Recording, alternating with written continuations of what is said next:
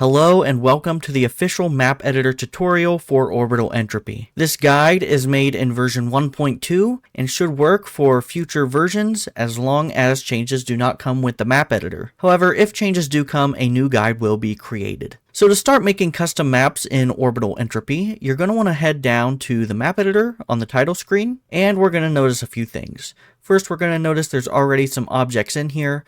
We're going to notice our map currently doesn't have a name, and it has been assigned a random map ID. The combination of a name and a map ID come together to create a unique identifier that will help differentiate maps that may have the same name. For example, if you want to call this my map, and say your friend also makes a map called my map, they won't conflict with each other. So to get started with making a map, we're first going to go over some basic controls. So if you want, you can pan the camera with the W, A, S, and D keys. You can also use middle click to just point and click where you want to go, or you can just hold down middle click and sort of drag your camera around the map editor. You can select objects in the map editor simply by clicking on them. You may notice some have a few stats and some may have no stats at all. If you want, you can cycle through presets by using the scroll wheel or by using the buttons at the very bottom.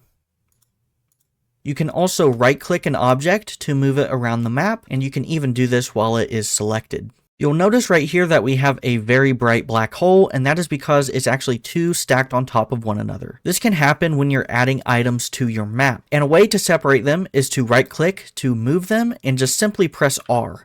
And that should separate the objects. It does randomize their position, so if it takes a few tries, that's okay. Now there are two different ways to add an item into your map. You can press this add item button down at the bottom, and that'll bring up a list of objects to add, or you can just press Ctrl A to bring up that same list. And you'll notice there are currently 4 objects we can add to the map. If you want to delete an object, simply click on it, and you can press the delete button right down here, or you can simply just press Ctrl D, and that will delete any objects that you want. However, certain objects may not be able to be deleted. When you have an item selected, you can press the E key on your keyboard to enter the edit menu. This will allow you to change several different aspects of this object. For example, with the Earth, we can toggle the hint function. We can also set a direction for our hint. We can enable or disable sound, and we can even change the color of the planet. For a star or black hole, you can toggle physics. You can also change whatever direction it may launch at. And you can also change the color. With the asteroid launcher, you can change the direction of which it launches asteroids. You can change the interval or timing of each launch. This corresponding time is in seconds, so our interval will be 6 seconds. You can also change the launch speed of your asteroids. And of course, you can also change the color. If you have a single asteroid in your level, you can also change stats like starting it as launched, changing the launch direction, and also changing the color. I think we're going to make this asteroid orange.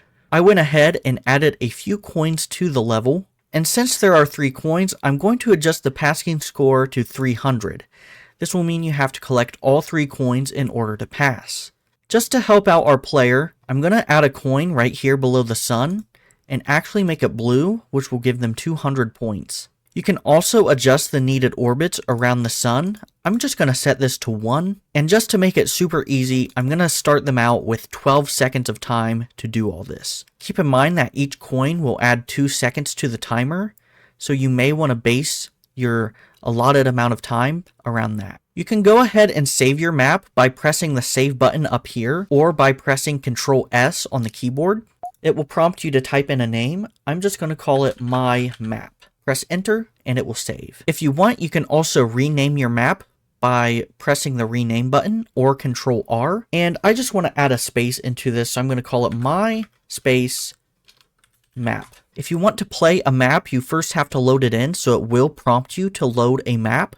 And this is also pretty much the same as pressing a load map button. If you press the load map button to bring up a map that you may already be working on, you won't have to press that when you press play map. So for now, we'll just load our map and we'll click play. You can see that our sun has floated off, and you can see that we have our coins right here. They may be a little hard to collect. With that in mind, I've returned to the map editor and I'll simply disable physics on our sun. you'll notice that we now have unsaved changes and we'll have to save the map again. You'll notice we just got saved by this asteroid launcher. Now that was not intentional, but you could design your maps around cool mechanics such as that. We'll also try and launch and see if we can complete this level.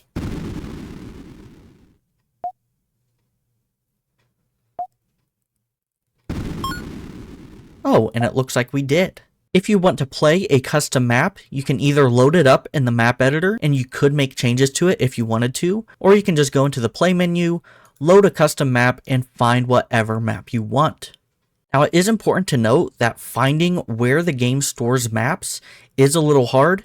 However, on the screen, you'll see two paths, both for Windows and Linux. If you head to these folders, you will find all the maps that you have made, and that's where you can put new maps that you want to try out. And just as a handy tip, on Windows, you can press the Windows key and R.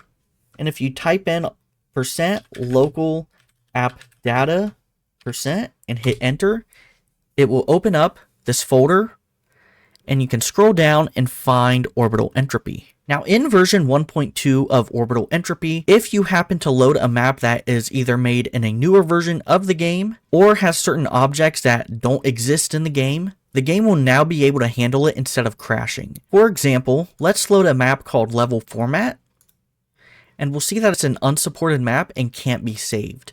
We'll also notice the name down here has exclamation points around it. Now say we load a map with something that doesn't exist in the game. Let's go into Unknown Object right here, and we'll notice that there's two objects right here that are just unknown.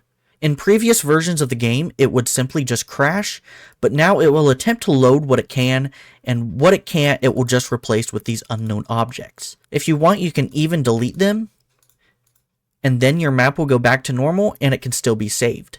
So that is all for this tutorial. I hope you found it useful, and I hope that you'll be creating some maps in Orbital Entropy. The game is available to download on itch.io and also available on my website, and there's a link in the description. Thank you all so much for watching, and I hope you all have a fantastic day. Bye-bye.